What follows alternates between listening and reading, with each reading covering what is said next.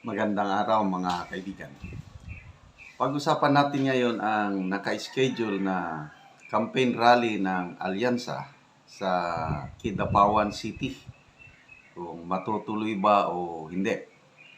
Okay, mag-advertise lang ako sa mga suki ng dark chocolate, meron po tayong stock ng dark chocolate.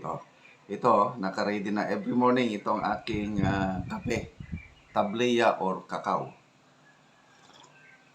Di ba lang? Sikwati pala.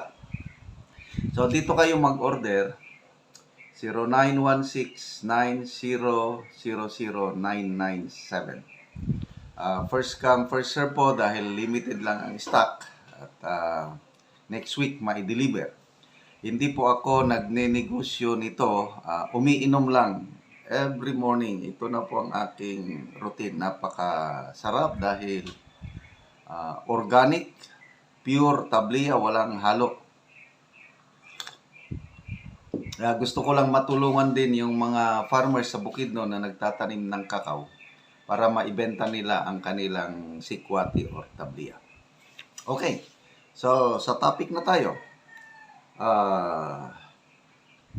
They were proud to announce na PBBM will visit Mindanao again.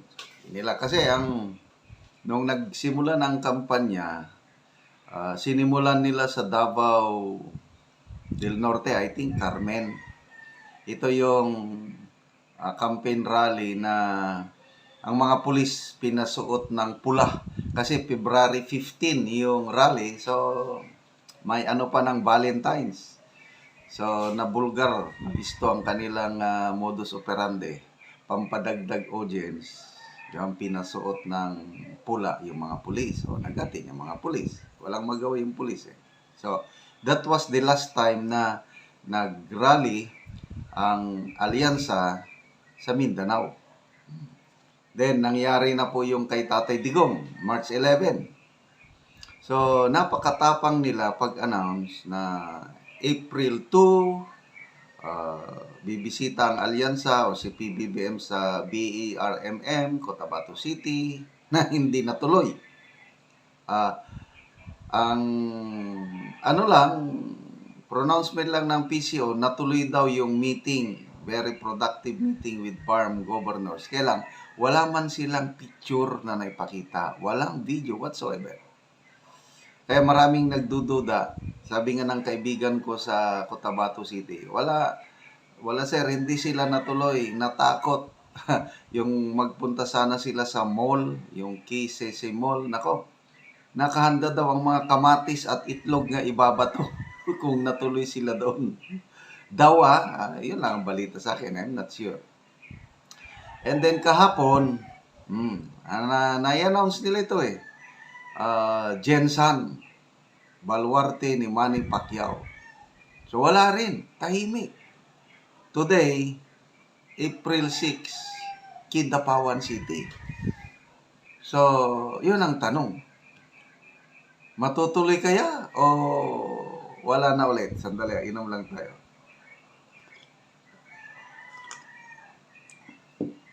Ano sa tingin nyo? Itutuloy nila ang Kidapawan City na rally ngayon? April 6? Kung ako ang inyong tatanungin, parang malabo na. Kasi kung natuloy sana yung Jensan, edi nasa Mindanao na sila ngayon, natulog na. Then ngayon, edi tuloy-tuloy sa Kidapawan City. But the fact na hindi natuloy yung Jensan, most likely, opinion ko lang ito, correct me if I'm wrong, sariling speculation ko na lang ito baka ma-charge tayo ng fake news. Baka hindi matuloy. Kailan? Bantayan po natin. Kasi napaka-exciting yung ano kaya ang gagawin ng taga Mindanao pag mag-rally itong PBBM Alyansa. Kasi yung galit, yung hindi mo ako nga kung minsan hindi ko maisip-isip yung nangyari kay Tatay Digong. Sabi naman natin na may kasalanan siya. Dapat dito nila ikulong, dapat dito nila usigin. Pero mo yan, dinala nila sa Netherlands. Kung hindi ko lang, kailangan natin ng mind control, emotion control, mga kaibigan. Kasi marami sa atin, mababasa ko comments, hindi na nakakatulog, hindi na nakakakain, apektado ang trabaho, sa awa kay Tatay Digong. Nakaka-experience din ako ng ganyan, yung may thought na yung galit, yung emotion, kung ano-ano na lang maisip. So, yun po. Yung kagaya nung nangyari sa Cagayan de Oro. Yung March 11 ng gabi, nagrally na ang mga DDS sa Cagayan de Oro. May isang tao na lumapit sa crowd at sumigaw, "I love BBM." Karapatan niya yun na mamili kung sino ang kanyang suportahan. Kaya lang, he was in the wrong place, in the wrong moment, dahil galit na galit yung mga tao.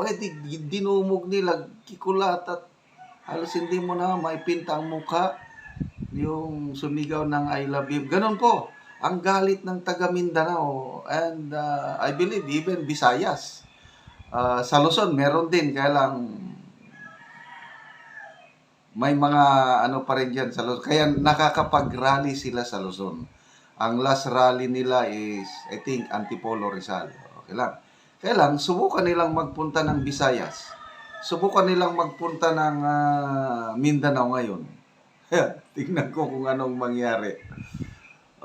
So, mga kababayan ko, mga DDS, kung matuloy man sila, maging kalmante naman sana tayo. Pwedeng isigaw ng Duterte, pwede yun. Yun ang inaabangan ko. Kailang yung magbato ng kamatis, magbato ng itlog. Sabi ng nabasa kong comment, wag na lang daw ibato, kainin na lang daw. Kainin na lang, sigaw lang. Mayroon pa nga akong nabasang comment na, wag ng kamatis at itlog. Batuhin nyo na ng actual na bato yung galing sa ilog. Wag naman. So, wag. Pag matuloy, mag-attend kayo. Kaya lang pag nandun na, yun, sigaw ng Duterte. Yun, ang napakagandang eksena. Sigaw lang ng Duterte. Karapatan natin yun na magsigaw ng Duterte. Okay, salamat mga kaibigan sa inyong pagtangkilik sa ating channel. Nakakatulong kayo ng malaki sa tribong Talandig sa Bukidnon dahil ang sweldo natin sa YouTube na ito is pantulong sa tribo. Namimigay tayo ngayon ng yero at pako para sa bahay nila, sira-sirang bahay, ma-repair. Namimigay din tayo ng livelihood assistance, nagpapatanim ng saging lakatan. Namunga na ang una nilang tanim. Panoorin nyo ang video na ito. Nako sa saging lakatan ni Manoy Sidrino nga naanay bunga. Manoy, gaon sa man mo diya? Harbiso na ng saging lakatan ni Manoy. So, harbiso na ni Manoy Sidrino ang iyang saging lakatan.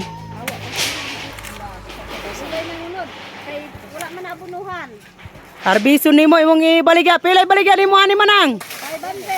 500. 500. Dako gig. Dagan kayo. Dagan kayo. Naara Manoy ang bayad Manoy. Ang bayad 500. Salamat gyud. Unsa man yung masulti? Unsa ni? Salamat din sa Ginoo nga naanagid panalangin. Usa ka bulig ang ako sa ginapnalinan ako 500. So magpadayon na ko gid magmananom ani. Oo. Salamat gid. So dalo na sa among balay kay ato nang ipahinog. Dalo na. Muna ni ang una namong tanom nga saging lakatan. Ug karon naa na gyud niya unod. Og makita pud nato nga nindot ang iyang unod bisan pa nga wala na abunuhan. Pila na ni siya ka bulan gani sir? Ano ni? Sa katuig og 3 ka bulan kay gitiman-an man ni nako. Isa ka tuig og 3 ka bulan apan naa nay bunga. Oo, naanay bunga. Karon atong bisitahon pod.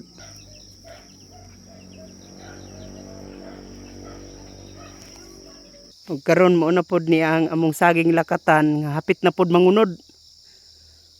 Mga dagko na. Ug kini nga among saging lakatan mao ni ang ginaabunuhan. So mas dali ni siya nga mangunod tungod kay sige man mig kaabuno.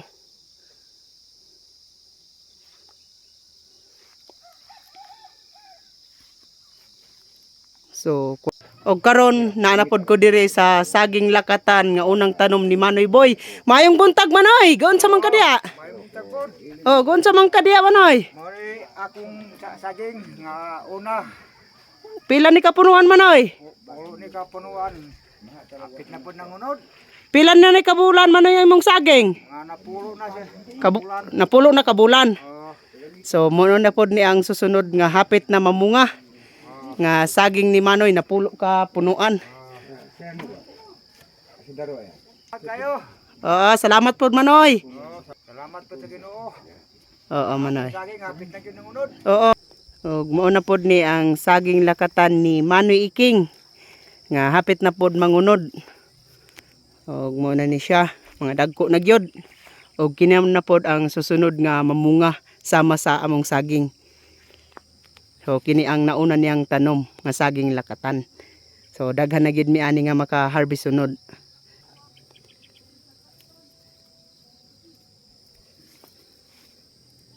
Ug karon na napod ko sa saging lakatan ni Manoy Sidrino.